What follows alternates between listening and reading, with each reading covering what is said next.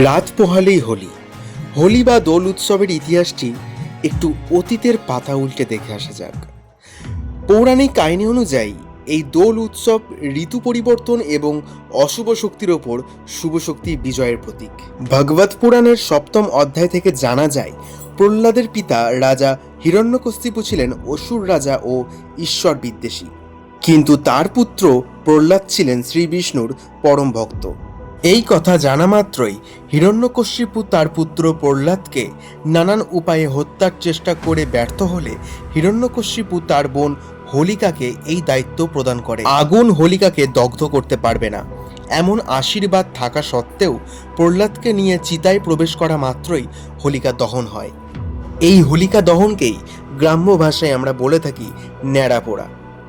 জ্বলন্ত চিতা থেকে প্রহ্লাদ সুস্থ অবস্থায় বেরিয়ে আসে। ভক্তের ওপর এই অত্যাচার সহ্য করতে না পেরে শ্রী বিষ্ণু নরসিংহ অবতার নেন। তার এই ভয়ঙ্কর অবতারে ভয়ভীত হয়ে ওঠে হিরণ্যকশিপুর আত্মা। নরসিংহ অবতারে সন্ধ্যাবেলায় দরজার চৌকাঠে কোলের ওপর তুলে নিজের নখ দিয়ে বুক চিরে হত্যা করে হিরণ্যকশিপুকে। এইভাবেই অধর্মকে পরাজিত করে ধর্মের প্রতিষ্ঠা করে নরসিংহ অবতারের ক্রোধ ক্ষান্ত হয়। শুকনো কাঠ ও গাছের পাতাকে হোলিকার প্রতীক হিসাবে পুড়িয়ে ফেলার পর সম্পূর্ণ ভারতবর্ষ রঙিন হয়ে ওঠে আবিরের নানা রঙে।